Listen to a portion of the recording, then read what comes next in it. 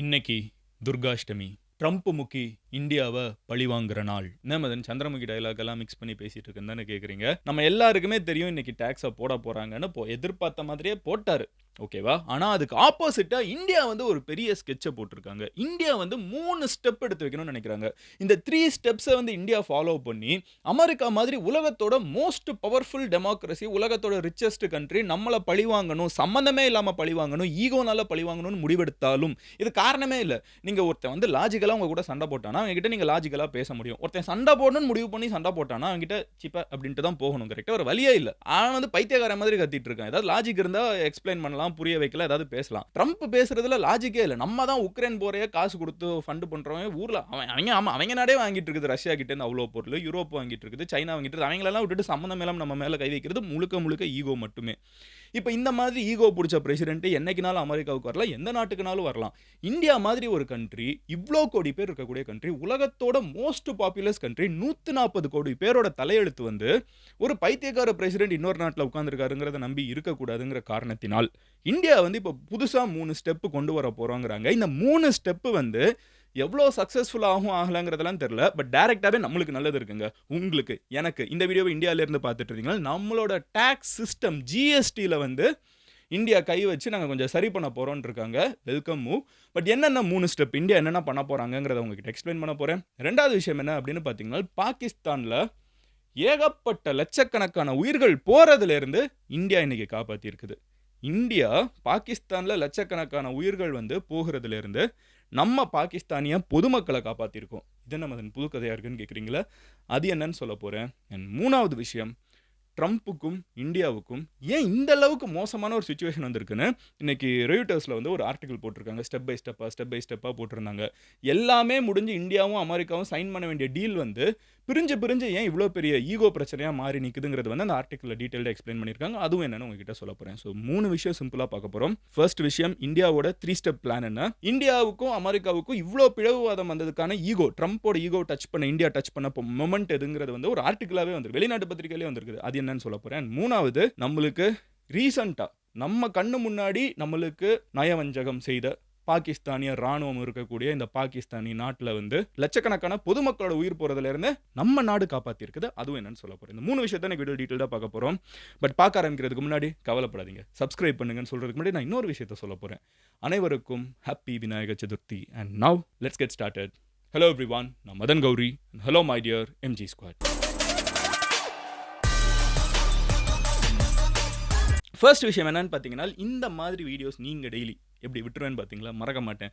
So இந்த மாதிரி videos நீங்கள் டெய்லி பார்க்கணும்னு நினச்சிங்கன்னா மதன் கௌரி சேனலை சப்ஸ்கிரைப் பண்ணுங்கள். அப்படின்னா தான் வேர்ல்டில் இருக்கிற எல்லா விஷயத்தையும் என்னால் உங்ககிட்ட 10 நிமிஷத்தில் வந்து நான் வீடியோ போஸ்ட் பண்ணிவிடுவேன். யூடியூப் வந்து அல்கோரிதம் உங்ககிட்ட போனால் தான் வீடியோ சேர்க்கும். ஸோ சப்ஸ்கிரைப் பண்ணி எம்ஜி ஸ்குவாடில் சேருங்க. இப்போ எக்ஸ்பிளைன் பண்ண ஆரம்பிக்கிறேன். ஃபர்ஸ்ட் விஷயம் என்ன அப்படின்னு பார்த்தீங்கன்னா, என்ன நடந்திருக்குங்கிறதுலேருந்தே வர ஆரம்பிக்கிறோம். ஓகே, ஃபர்ஸ்ட் பேசிக்கான ஒரு விஷயம், இன்னைக்கு காலையில் 9:30 மணிக்கு டேக்ஸ் கிக்கின் ஆயிருக்குது. கரெக்டாக? இந்தியா மேலே என்ன டேக்ஸு, யார் மேலே டேக்ஸு, யார் பாதிக்கப்படுவாங்க, நேற்றுக்கு வீடியோ பாருங்கள். அதில் ரொம்ப சூப்பராக எக்ஸ்பிளைன் பண்ணியிருக்கேன். எனக்கே சில விஷயங்களில் சில நேரங்களில் வீடியோவில் வந்து மதன் பரவாயில்ல இது நீட்டாக எக்ஸ்பிளைன் பண்ணியிருக்கேன்னு தோணும். அந்த மாதிரி நேற்றுக்கு வீடியோவில் நான் எக்ஸ்பிளைன் பண்ணியிருக்கேன். பார்த்துட்டு இல்லைனாலும் ஏதாவது ஃபீட்பேக் இருந்தாலும் சொல்லி இன்னும் பெட்டராக கூட எக்ஸ்பிளைன் பண்ண ட்ரை பண்ணுறேன். But I have explain it in yesterday's video. இன்னைக்கு மேட்டர் என்னன்னு பார்த்தீங்கன்னா, காலையில் 9:30 மணிக்கு வந்து இந்த டேக்ஸ் வருமா வராதான்னு ஒரு சின்ன, ஒருவேளை ட்ரம்ப் வந்து கேன்சல் பண்ணிவிட வாய்ப்பு இருக்குதுன்னு எல்லாரும் மனசுக்குள்ளே ஒரு சின்ன நம்பிக்கை இருந்துச்சு. ஏன்னு பார்த்தீங்கன்னா, இந்த past with a lot of countries Trump என்ன பண்ணுவார்னு பார்த்தீங்கன்னா, இந்த மாதிரி மிரட்டி விட்டுருவார். டேக்ஸை ஏற்ற போகிறேன் 250%, 300%, பிம்பிலிக்கா பிலாப்பிங்கிற அளவுக்கு வந்து இஷ்டத்துக்கு வந்து நம்பரை ஏற்றி விட்டே போவார். கடைசியில் வந்து இருந்துக்கிட்டு வான்ட்டு போயிடுவார். ஸோ அந்த மாதிரி ட்ரம்ப் வந்து லாஸ்ட் மினிட்ல பிம்பிலிக்கா பிலாப்பி இந்தியா மேலே நான் சும்மா டேக்ஸ் போட்டேன்னு சொல்லுவார்னு எல்லாரும் எதிர்பார்த்தாலும் ட்ரம்ப் வந்து இந்த முறை இல்லை நான் உண்மையிலே டேக்ஸ் போட்டேன்னு சொல்லிட்டு நம்ம மேலே டேக்ஸை போட்டார். அண்ட் இது இந்தியாவை பாதிக்கிறது ஒரு சைடு இருந்தாலும் எந்தெந்த கண்ட்ரிஸ் மேலே எவ்வளோ டேக்ஸ் இருக்குன்னு நான் சொல்லிடுறேன். இது நம்மளை மட்டுமா பாதிக்குது, எல்லா கண்ட்ரி மேலேயும் தானே டேக்ஸ் போட்டிருக்காங்கன்னு கேட்டிங்கன்னா அங்கே தான் கிடையாது. எல்லார் மேலேயும் டேக்ஸ் போட்டிருக்காங்க. ஆனால் எவ்வளோன்ட்டு இருக்குல்ல, சைனா மேலே 30%, எப்படி நம்மளை விட அதிகமாக ரஷ்யன் ஆயில் வாங்குற சைனா மேலே வந்து ரஷ்யா கிட்ட ஆயில் வாங்காதாங்கிறதான் பிரச்சனை. ஏன்னா ரஷ்யாவை வந்து உங்ககிட்ட எண்ணெயை விற்று போரை நடத்துறாங்கிறதான் ட்ரம்ப்போட ஆர்குமெண்ட். அப்போ நம்மளை விட நம்பர் 1 பொசிஷன்ல இருந்துகிட்டு ரஷ்யா கிட்ட இருந்து ஆயில் வாங்குற சைனா விட்டாரு. சைனா மேல 30% தான் டாக்ஸ். வியட்நாம் மேல அமெரிக்கா ஒரு காலத்துல தோக்கடிச்ச கண்ட்ரி 20% டாக்ஸ். அமெரிக்கா தோக்கடிச்ச ஒரே கண்ட்ரி வியட்நாம் தான் நினைக்கிறேன். அவங்க மேல 20% டாக்ஸ். Cambodia 19% tax. பங்களாதேஷ் நம்ம திருப்பூருக்கு டைரக்ட் காம்படிஷன் பங்களாதேஷ் தான். பங்களாதேஷ் மேல 20% தான் டாக்ஸ். நம்ம மேல சரி வேற இதுக்கு முன்னாடி இந்தோனேஷியா மேல 19%, ஜார்டன் 20%. இவங்க எல்லாம் யாருன்னு பாத்தீங்கன்னா நம்மளுக்கு திருப்பூருக்கு டைரக்டா காம்படிஷன்ல இருக்கக்கூடிய கண்ட்ரீஸ். இந்த டி-ஷர்ட், இந்த டெக்ஸ்டைல் இண்டஸ்ட்ரியில வேலை பார்க்கறவங்க, இந்த லெதர் இண்டஸ்ட்ரியில வேலை பார்க்கறவங்க இது எல்லாமே இந்த கண்ட்ரீஸ்ல இருந்து எமரிக்காவுக்கு எக்ஸ்போர்ட் பண்றாங்க. இவங்க மேல எல்லாம் 20% போட்டு நம்ம மேல போட்டுருக்கிறது எவ்வளவு தெரியுமா? 50%. which is crazy, correct? Of course we are offended. So இதுக்கு வந்து இந்தியா என்ன பதிலடி கொடுக்குது அப்படின்னு பார்த்தீங்கன்னா நம்ம ஆக்சுவலாக பதிலடி கொடுக்கல. நம்ம வந்து இன்னும் சேஃபாக ப்ளே பண்ணிருக்கோம். இந்தியா வந்து நீங்கள் நம்ப மாட்டீங்க, ஒரு மீட்டிங் எடுத்திருக்கோம், 2+2 மீட்டிங். அவங்க ஊர் டெலிகேட்ஸும் நம்ம ஊர் டெலிகேட்ஸும் உட்காந்துக்கிட்டு நம்ம ஒரு பெரிய பிஸ்னஸ் டீலை 10 வருஷத்துக்கு இந்தியன் ஆர்மிக்கும் அமெரிக்கன் பிஸ்னஸ்க்கும் நடுவில் வந்து அவங்களோட டிஃபென்ஸ் எக்யூப்மெண்ட்ஸை நம்ம பல பில்லியன் டாலர்ஸ் கொடுத்து வாங்குறதுக்கான ஒரு டீல் வந்து நம்ம இன்னைக்கு பேசியிருக்கோம். உங்களுக்கு ஆச்சரியமா இருக்கு, நம்ம ட்ரம்ப் பாட்டுக்கு நம்ம மேலே எகிரி வம்பிழுத்துட்டு இருக்காரு. நம்ம உட்காந்துக்கிட்டு அவங்க கிட்ட டீல் பேசிட்டு இருக்கோம். அவங்க கிட்ட ப்ராடக்ட் நம்ம இந்தியன் ருபீஸ் அவங்க கிட்ட வந்து நம்ம காசை கொடுத்து அவங்க கிட்ட ப்ராடக்ட்ஸை வாங்க பார்க்குறோம்னு கேட்டிங்கன்னா எஸ் நடந்துட்டு இருக்குது. ஏன்னா இந்தியா இன்னமும் அமெரிக்காவை அஃபண்ட் பண்ணல. நம்மளுக்கு ட்ரம்ப் தான் பிரச்சனைங்கிறத ரெகக்னைஸ் பண்ணுறோம். நம்ம அமெரிக்காவை ஃபுல்லாக அஃபண்ட் பண்ண விரும்பல. இன்னமும் இந்தியாவுக்கும் அமெரிக்காவுக்கும் நடுவில் பேச்சுவார்த்தை போயிட்டு இருக்குது. இந்த சினிமாவில் காமிக்கிற மாதிரி 2 பேர் வந்து டாக்ஸை போட்டாங்க, சண்டை போட்டுக்கிட்டாங்கன்னு மூஞ்சியை திருப்பிட்டு இல்லை, நம்ம பேசிட்டு தான் இருக்கோம். டீல் சைன் ஆகல, அவ்வளோதான். சரி ஃபைன். இந்தியாவோட அந்த 3 சீக்ரெட்டான விஷயத்தை சொல்லும்போது அது என்ன மேட்டர் அப்படின்னு கேட்டிங்கன்னா ரொம்ப ஆப்வியஸான விஷயம், ஸ்ப்ரெட் அவுட் அவர் ட்ரேட் buddies. இது நம்ம ரொம்ப எதிர்பார்த்தது தான். இந்தியா வந்து 40 கண்ட்ரி லிஸ்ட் எடுத்திருக்குது. இந்த 40 கண்ட்ரி யார் யாருன்னு பார்த்தீங்கன்னா Germany, France, Italy, Spain, Netherlands, Poland, Canada, Mexico, Russia, Belgium, Turkey, UAE, Australia, UK, Japan and south Korea. இந்த மாதிரி சில முக்கியமான கண்ட்ரிஸ் வந்து அமெரிக்கா வந்து நம்ம கிட்ட இருந்து எவ்வளவு வாங்கிட்டு இருந்தாங்களோ அந்த குட்ஸ் வந்து இப்போ வேஸ்ட் ஆகக்கூடாது. இந்த ஃபேக்டரிஸ் வந்து இங்கே க்ளோஸ் ஆகக்கூடாது. இங்கே இருக்கிற மக்கள் பாதிக்கப்படக்கூடாது. டி-ஷர்ட் எல்லா நாட்டிலையும் போட தான் போகிறாங்க. எல்லா நாட்டிலையும் எல்லா கம்பெனி பெரிய பெரிய பிராண்ட் இருக்க தான் செய்கிறாங்க. ஸோ இப்போ இந்தியாவோட பிளான் என்னன்னு பார்த்தீங்கன்னா அமெரிக்காவுக்கு போக வேண்டிய இந்த குட்ஸை நம்மளோட அதிகமான பிக்கஸ்ட் எக்ஸ்போர்ட் டெஸ்டினேஷன் வந்து அமெரிக்கா தான். நம்ம அதிகமான பொருட்கள் அமெரிக்காவுக்கு தான் கொடுத்துட்டு இருக்கோம். அது என்னைக்குமே நல்லது இல்லை. இந்த பிரச்சனை வர்றது மட்டும் இல்லை, ஜென்ரலாகவே ஒரு நாடு மேலே நம்ம டிபெண்டாக இருக்கக்கூடாது.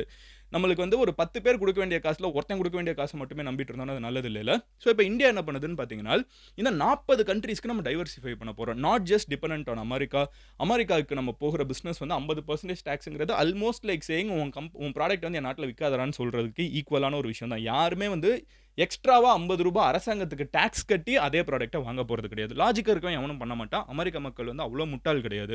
ட்ரம்ப்போட கோலும் அதுதான். இன்டெரக்டாக இந்தியன் ப்ராடக்ட்ஸை வாங்காதீங்க அப்படிங்கிறது தான் ட்ரம்ப்போட argument with in America.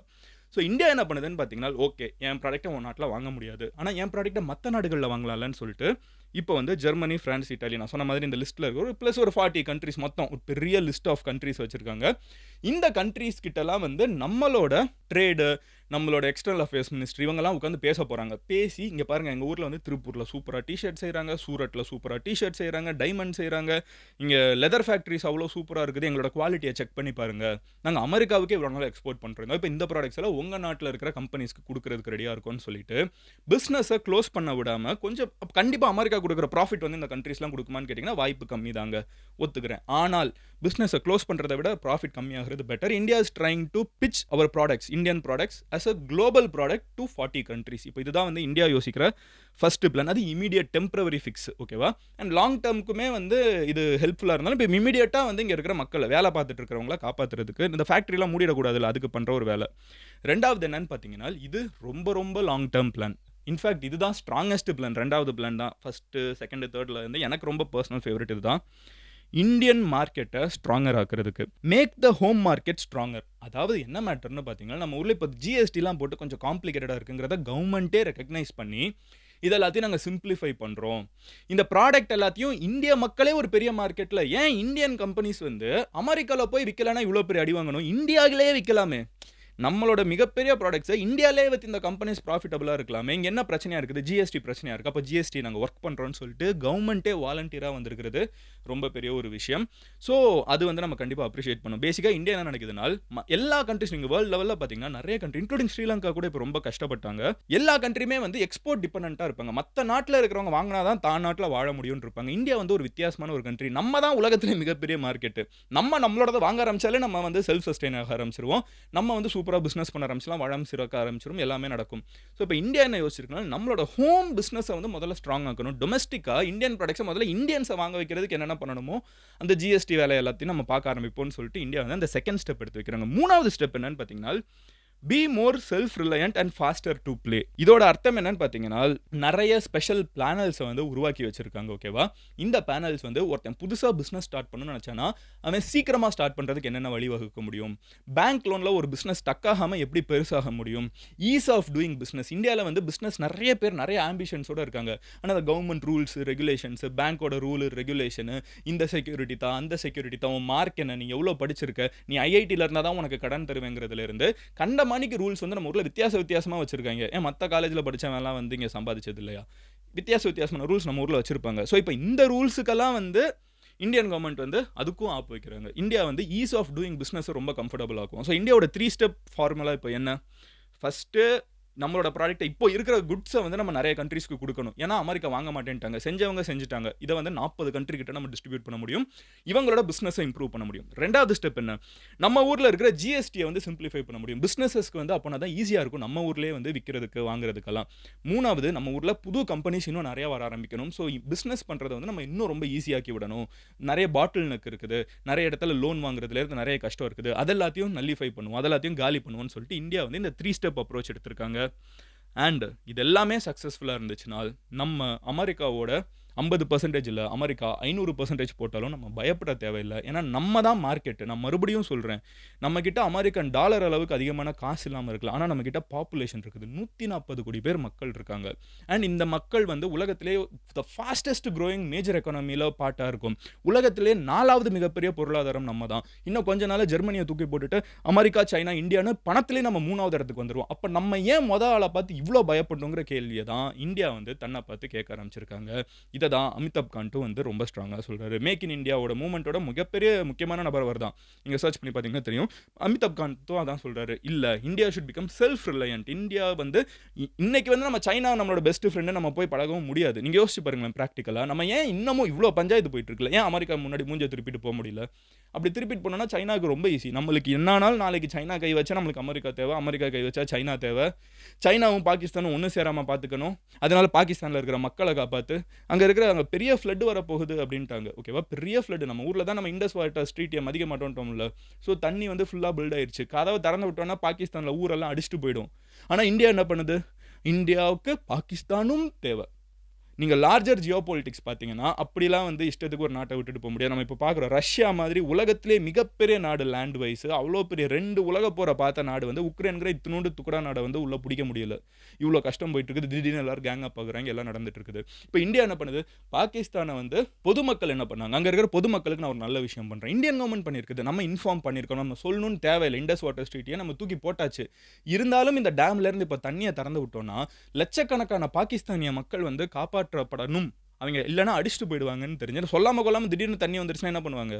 So அதனால நம்ம இன்ஃபார்ம் பண்ணி எந்த டேம்ல இருந்து பாகிஸ்தானோட ராணுவ தளபதி இருந்துக்கிட்டு நாங்கள் டேம் கட்டினோன்னா குண்டு போடுவோன்னு சொன்ன அதே டேம்ல இருந்து நம்ம தண்ணியை திறக்கிறோன்னு பாகிஸ்தானிய மக்களுக்கு சொல்லி பாகிஸ்தானிய அரசாங்கத்துக்கு இன்ஃபார்ம் பண்ணி தண்ணியை திறக்கிறதுனால பொதுமக்கள் வந்து இந்த கரையோரத்திலேருந்து அப்புறப்படுத்தியிருக்காங்க.